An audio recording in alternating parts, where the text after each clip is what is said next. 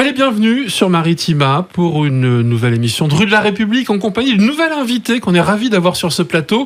Bonjour Marie-Florence Bulto-Rambaud. Bonjour et merci de m'avoir invitée. Vous êtes la vice-présidente en charge de l'éducation des lycées, de l'orientation et de l'apprentissage.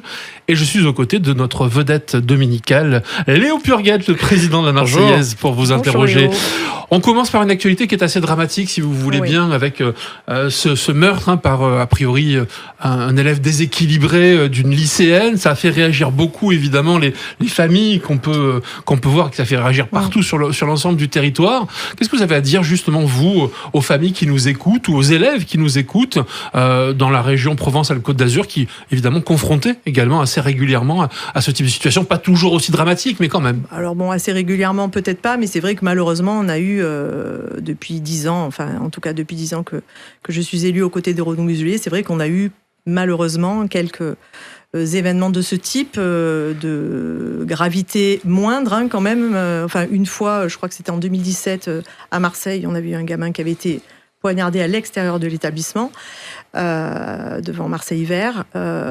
C'est dramatique, mais je pense que surtout ce à quoi il faut penser, et on en parle, mais je trouve que pour l'instant on ne fait pas grand-chose, c'est la question de la santé mentale de nos jeunes. Voilà. Alors là, vous allez dans le sens, évidemment, des syndicats qui disent « oui, c'est bien sympa, les portiques de sécurité, parce que c'est très à la mode ». On aimerait vous entendre sur ça. Alors, bon, il y a plein d'idées pour essayer de sécuriser nos lycées. Nous, on a on a investi énormément d'argent depuis 2015 dans la sécurisation des lycées, avec des alarmes différenciées, en mettant des tourniquets. Depuis 2 ans, je fais le tour des 174 lycées de la région. Donc là, j'en ai visité 138. Donc je commence à pouvoir un peu me rendre compte justement des problématiques. Il n'y a pas de lycée identique. Il y a déjà par exemple des lycées agricoles qui n'ont pas de clôture du tout. Voilà, donc malheureusement, le zéro risque n'existe pas. Bon, il y a la question que ça soit des élèves ou des jeunes extérieurs au lycée qui soient les agresseurs, que ça soit à l'intérieur du lycée. Voilà, on peut parler de reconnaissance faciale, on peut parler de portique. Alors, parce que le président Muselier semble y être plutôt favorable. Alors, le problème, donc, comme je vous l'ai dit, il y a 174 lycées qui, certains, ont 5, 6, 7, 8 entrées parce qu'il y a l'entrée des personnels, parce qu'il y a l'entrée des élèves, parce qu'il y a l'entrée des fournisseurs. Voilà, donc ça suppose qu'on équipe tous les lycées de portique. Voilà. C'est un peu illusoire, peut-être. Mais c'est comme la reconnaissance faciale. Pour tirer le fil de cette question de la santé mentale dont vous parliez, vous, ces jeunes, vous les côtoyez dans le cadre de votre mandat. Qu'est-ce qui pèse sur leur morale? On a parlé du Covid, il semble qu'ils soient un peu loin maintenant. Alors bon, là, en plus, cette pauvre jeune fille, elle a eu 57 coups de couteau. Donc, je veux dire, c'est pas une simple agression. Des fois, c'est une vengeance, on met un coup de couteau. Bon, c'est pareil, malheureusement, si le jeune meurt, c'est aussi dramatique. Mais là c'est quand même cet acharnement.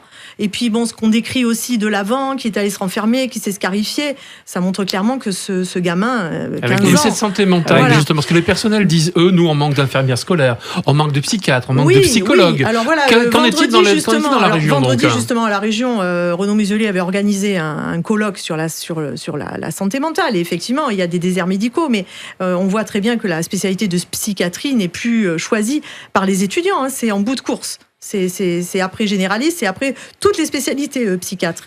Et les jeunes ne choisissent plus ce métier. Donc c'est vrai que les jeunes ne sont pas forcément très bien pris en charge.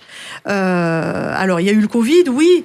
Moi, je me trompe peut-être, mais je pense que les jeux vidéo, quand même, beaucoup de jeunes passent leur journée devant des jeux vidéo, renfermés dans l'obscurité.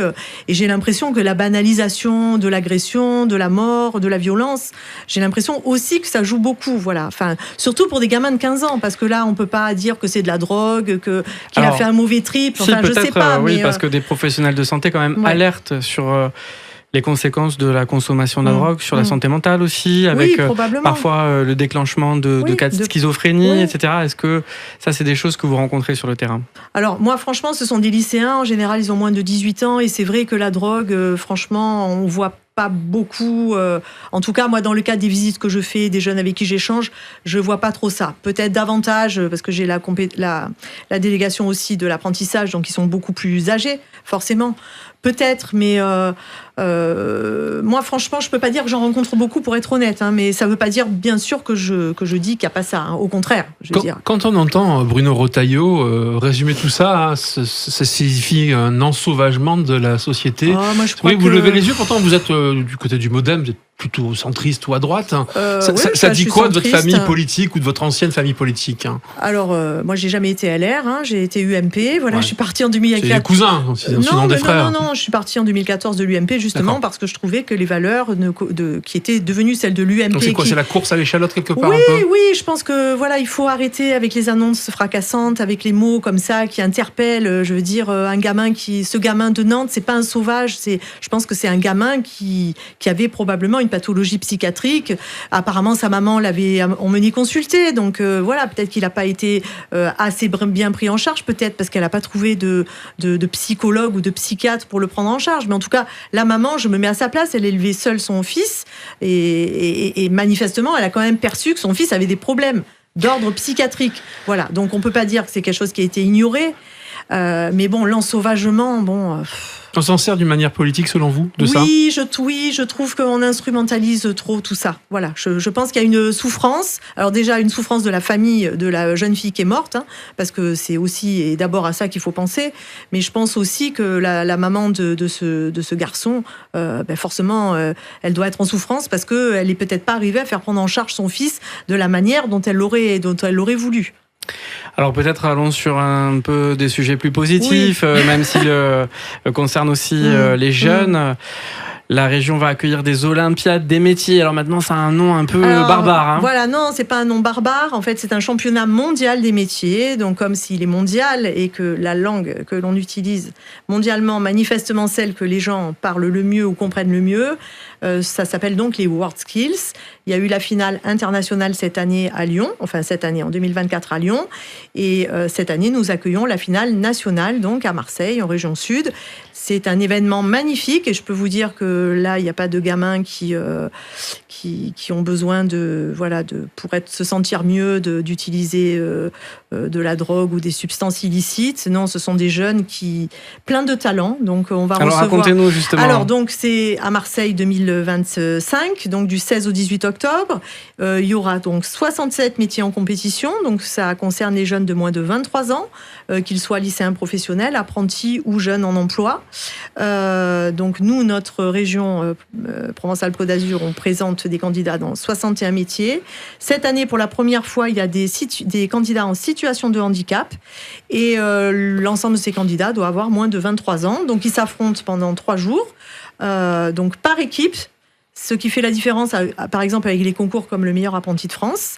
Et du coup, il y a des membres de notre équipe dans notre région qui intègrent donc l'équipe de France. Et l'équipe de France ira en 2026 à Shanghai, qui est d'ailleurs aussi jumelée avec Marseille. Voilà. Marie-Florence Bulto-Rambaud, vice-présidente en charge des lycées, vous me tendez la perche. Ils seront en uniforme, tous ces jeunes gens qu'on va recevoir. Alors, et est-ce que cette expérimentation qu'on voulait, vous voyez venir, hein, j'imagine. Tous ces jeunes gens, ils ont l'équipe, bien sûr, ils sont tous habillés de la même manière, puisqu'ils ont l'équipe, enfin, la tenue de leur équipe. Oui, mais de leur équipe. Mais est-ce que c'est une bonne idée, la tenue, l'uniforme, d'une manière générale? Parce que vous avez poursuivi l'expérimentation après l'avoir un peu suspendu. On a poursuivi l'expérimentation, donc on va réembobiner l'histoire. Donc, il y a 2 ans, Gabriel Attal, alors ministre de l'Éducation nationale, suggère que peut-être on devrait expérimenter une tenue unique et pas un uniforme dans certains lycées pour voir, et certains collèges, certaines écoles primaires. Donc il lance un appel à candidature. Notre région répond favorablement. C'est donc une expérimentation qui est sur 2 ans.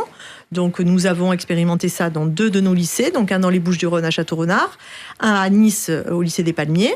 Alors c'est pas un uniforme, hein, ils ont un sweat, un t-shirt, voilà. Les pantalons, ce sont les leurs, hein, voilà. Ça fait beaucoup réagir. Pardon ? Ça fait beaucoup réagir. Ça fait beaucoup réagir. Moi j'ai un avis assez partagé sur le sujet. Je ne suis pas du tout contre la tenue unique. Je trouve que peut-être qu'effectivement, c'est une manière de lutter contre les discriminations, contre la politique et le lobby des grandes marques. Voilà, il y a d'ailleurs des lycées qui déjà interdisent les marques, hein. Alors des lycées plutôt privés qui interdisent les marques, puisque tout ça doit être validé par le conseil d'administration, hein, voté par le conseil d'administration. Par contre, voilà, moi, je ne suis pas totalement favorable à ce que ça soit la collectivité qui finance ces tenues, parce que je pense que c'est 500 000 € par an et par expérimentation. Voilà. Alors, on va au bout de l'expérimentation, bien évidemment, puisqu'elle a été prévue pour 2 ans. Elle fait être suspendue, mais elle continue. On fera, comme c'est prévu dans la convention qu'on a signée avec le rectorat de Nice et avec le rectorat de Marseille, on fera une évaluation. Oui. Voilà. Et ensuite, on tirera les conséquences. Alors, vous parlez argent. Qu'est-ce que la région investit pour sa jeunesse, notamment dans ces lycées ? Alors, j'ai beaucoup de chance dans ma délégation parce que, bon, peut-être qu'on en parlera tout à l'heure, mais vous savez bien que les collectivités ont quand même été soumises à une purge budgétaire. Voilà, je ne suis pas inquiète, je savais que vous m'en parleriez. Donc j'ai beaucoup de chance, moi, en tant qu'élu, parce que c'est vrai que ma délégation n'est que très peu touchée par les efforts budgétaires qui ont été demandés aux collectivités territoriales, dont la nôtre. Donc nous continuons bien sûr ce que nous faisons pour la jeunesse. Donc la politique jeunesse, c'est 1/3 du budget de la région. Donc nous continuons bien sûr de la même manière que l'an dernier. Un peu plus de 100 millions sur la rénovation énergétique et la rénovation de nos lycées. Je vous ai dit, on en a 174. Donc des fois, c'est pas aussi évident que ce qu'on le voudrait, mais pour autant, notre travail ne s'arrête jamais. Et ensuite, nous continuons aussi un peu plus de 160 millions d'euros sur tout ce qui touche à l'aide aux familles, alors à la restauration scolaire, les manuels numériques, ça vous avez vu, c'est une politique volontariste. Le président Muselier a choisi de continuer le don de tablettes qui sont d'excellente qualité à nos lycéens. Pareil, on demande pareil. Nous, on consulte toujours. On réduit la facture numérique quelque part un petit peu. On tente en tout cas de le faire. On a vu, donc on a lancé ce dispositif en 2019. On a consulté nos conseils d'administration. Donc c'est les lycées, les conseils d'administration qui ont choisi ou pas d'aller dans ce dispositif. Bon, il y en avait qui n'étaient pas forcément super emballés, notamment des enseignants. Il y a eu le Covid, et là, en 2020, après le Covid, là, il y a les lycées qui n'avaient pas souscrit au dispositif nous ont dit est-ce qu'on pourrait revenir en arrière ? Parce qu'on s'est rendu compte que pendant le Covid, il y avait des familles où il y avait un ordinateur, 3 enfants, le père qui faisait du télétravail ou qui essayait, et du coup, les gamins étaient complètement isolés, et c'est vrai que ça les a pénalisés. Voilà. Alors on va aller justement sur les questions un peu plus nationales, puisque vous parlez finances publiques. François Bayrou, qui dirige votre parti, a dit qu'il faut trouver 40 milliards d'économies supplémentaires pour l'année prochaine. On voit que les choses sont déjà très compliquées. Est-ce que c'est un effet d'annonce pour préparer les consciences à un peu moins que ça ? Est-ce que c'est tenable ? Moi, je pense que c'est tenable. Alors, je pense que cet argent, on ne le trouvera pas dans les collectivités territoriales, parce que ce soit les mairies, les départements, les régions, nous, on agit à l'instant T pour les jeunes, pour les personnes âgées, pour les personnes handicapées.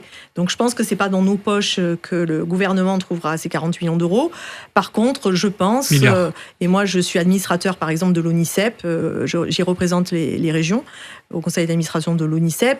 Je pense qu'effectivement, dans toutes ces agences de l'État, il se passe beaucoup de choses, il y a beaucoup de doublons et beaucoup de choses qui pourraient se faire, soit au sein des ministères. Voilà. Et je peux vous parler de l'orientation. Qu'on entend depuis des années. Voilà. Pourquoi ça n'a pas déjà été fait ? Est-ce que vous pensez qu'il y a encore du grain à moudre en la matière ? Quel service public on doit toucher alors, si ce n'est pas le service public de l'éducation ? Pas le service du public de l'éducation, parce que la santé et l'éducation, les collectivités en France, territoriales de manière générale.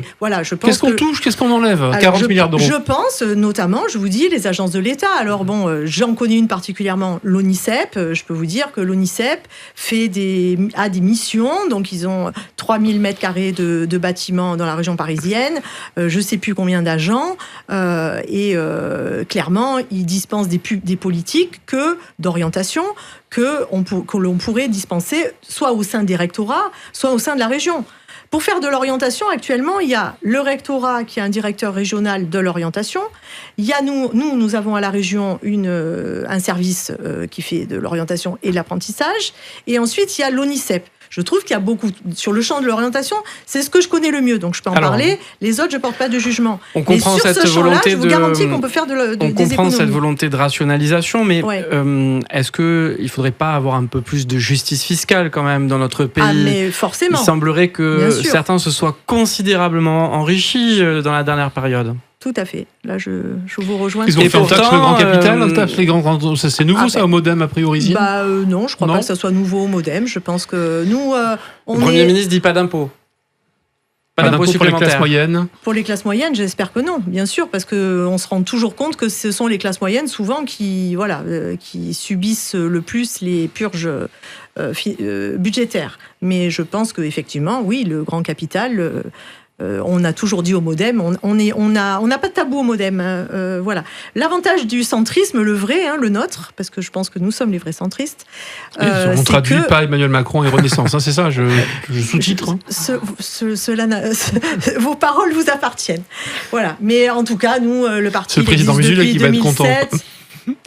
Après, le président Muselier et moi, on se connaît depuis très longtemps. On appartenait à deux familles politiques différentes. Lui au jeune RPR, moi au jeune giscardien. Il vous a pas échappé que Chirac et Giscard n'étaient pas les meilleurs amis du monde. Voilà. Donc, mais quoi qu'il en soit, l'avantage du centrisme, c'est que on a des valeurs de droite et des valeurs de gauche. Et là, très clairement, la justice sociale, c'est une des valeurs du MoDem. Donc, non, je pense qu'il faudra... Je pense normal que chacun contribue à hauteur de ses revenus. Voilà. Alors, François Bayrou, il est aussi empêtré dans le scandale Betterham. On imagine que ça vous concerne particulièrement parce que vous êtes aussi en prise avec ces établissements scolaires du privé. Est-ce que vous avez connaissance de scandales potentiels, en tout cas de faits similaires dans notre région? J'ai l'impression que depuis que François Bayrou est Premier ministre, la parole s'est délivrée dans un certain nombre d'établissements, puisqu'il y a quand même, au-delà de Betterham, d'autres établissements où... Alors, il y a deux points. Il y a les établissements où il y a de la violence physique, des coups, des gamins qu'on fait dormir dehors, bon, voilà. Et après, il y a tout ce qui touche aux abus sexuels, et ça, c'est encore autre chose. Mais je veux dire, Saint-Dominique à Neuilly, il y a quand même... Bon, ok, ça existe, mais l'attitude de François Bayrou... Ça existe. Alors, l'attitude de François Bayrou sur Betterham, écoutez, François Bayrou, il a 6 enfants, ou 7, je crois. C'est un père de famille, je pense, attentif à ses enfants, et je ne peux pas imaginer que s'il avait eu connaissance de tout ça, qu'il aurait continué à scolariser ses enfants dans cette école. Le témoignage de sa fille vous a surpris? Si longtemps après? Non, et je vais vous dire pourquoi. Pour une raison tout à fait personnelle, c'est que mon cousin Germain m'a appris il y a 3 semaines, alors qu'on parlait de ça, que lui-même, dans une école marseillaise bien connue, il avait eu ce genre de problème, et il a 65 ans, j'en ai 60, et il n'en avait jamais parlé. Donc non, ça m'a pas étonnée. Je pense que les enfants souvent protègent leurs parents, et j'imagine que la fille de François Bayrou, quand on a un parent qui est un personnage public, je pense que on essaie, on est déjà en but aux moqueries et au sarcasme, donc je pense qu'effectivement on doit pouvoir nous protéger. Dira après, effectivement sur quel chemin on va s'engager. Non, voilà, et puis il y a la justice. Moi, je crois en la justice de mon pays. Voilà. Très bien. Alors, sur les prochaines élections, quand même, parce qu'il y a à la fois les municipales et puis François Bayrou qui a lancé un appel pour justement que la proportionnelle soit mise en place. On commence par quoi? Les municipales. Ce que vous voulez. Vous pensez pouvoir peser avec le MoDem, très sincèrement, dans un échiquier aujourd'hui qui est déjà bien occupé par le RN, LFI, la gauche, etc. Justement. C'est la chance du MoDem cette fois-ci, alors. Oui, je pense que Marseille se jouera au centre, parce que je pense que effectivement les gens vont vers les extrêmes, à droite ou à gauche. Et d'ailleurs, on fait des opérations sur le terrain, militantes, avec le MoDem, et c'est assez intéressant d'échanger avec les gens. Et il y a 2-3 semaines, on était à la Plaine, et on a parlé avec un quadragénaire, avec ses enfants, du coup, qui nous disait qu'il votait. Bon, il nous a dit que Benoît Payan, c'était la droite pour lui, donc on a compris pour qui il votait. Mais pour autant, quand je lui ai demandé, mais alors, il me dit, Bayrou, franchement, alors j'ai dit, mais donc qui ? Comme on parlait très tranquillement, qui comme Premier ministre? Il me dit alors là vous me posez une question. Je dis oui, mais bon, quand on vote, c'est pour faire passer ses idées. Et donc on l'incarne comment à Marseille alors avec qui? Alors pareil, je lui dis et donc à Marseille de Logu. Il me dit ah non, pas de Logu. Voilà, donc on se rend compte donc que ces personnes votent LFI ou votent RN parce que peut-être que la politique ou la classe politique les déçoit. Alors, comment le MoDem, lui, va aborder cette élection? Est-ce qu'il va s'inscrire dans un rassemblement avec la droite? Est-ce que ça sera dès le premier tour? Vous étiez tête de liste dans un secteur avec Monsieur Berland la dernière fois. Est-ce que vous en avez aussi peut-être tiré des leçons? Oui. Alors, déjà, pour les villes de plus de 10 000 habitants, c'est le MoDem national qui décide des investitures. Donc, le choix du candidat ne dépendra pas de moi. Bon, voilà. Après... Il y aura la loi PLM qui sera passée entre-temps. Voilà. Hein, donc, Alors, si pour vous voulez, ou contre ? Voilà, pour, totalement pour. D'ailleurs, Jean-François Mattei, Jean-François Mattei, c'est un lapsus. Jean-Paul Mattei, viendra le 19 mai à mon invitation débattre de la loi PLM pour les personnes que ça mais intéresse. vous voyez plutôt vous regrouper autour de Martine Vassal ? Vous ne savez pas encore. Marc Fesneau, le premier vice-président de mon parti, qui est en charge des investitures, discute avec tout le monde. Bon, forcément, pas le RN et pas LFI, mais je vous livre un scoop et décidera du candidat qu'il soutiendra. Très rapidement sur la proportionnelle, peut-être, hein. Je suis pour que la voix des citoyens soit entendue, et quoi de mieux que la proportionnelle pour que les citoyens soient entendus ? J'ai vécu 86, c'était une des premières fois que je votais, législative à la proportionnelle. Voilà. Avec une cohabitation juste derrière. Qu'est-ce que la République pour vous, Marie-Florence Buteau-Rambaud ? Alors la République pour moi, c'est une part de liberté de parole, de liberté d'opinion, de liberté de religion. Une deuxième part d'égalité, pareil, de sexe pour les sexes, quel que soit votre sexe, quelles que soient vos origines sociales. Et la dernière partie de fraternité, parce que je crois, et on en a parlé tout à l'heure, que les personnes les plus favorisées doivent venir en aide à celles qui le sont beaucoup moins qu'eux. Merci beaucoup d'avoir été notre invitée. Marie-Florence Buteau-Rambaud, vice-présidente de la région en charge de l'éducation, des lycées, de l'orientation et de l'apprentissage, qui était donc l'invitée de Rue de la République. J'ai rien raté, j'aurai une bonne note. Ah oui, merci beaucoup, merci à Léo Purguette également d'avoir été notre compagnie ce dimanche et la semaine prochaine. Merci.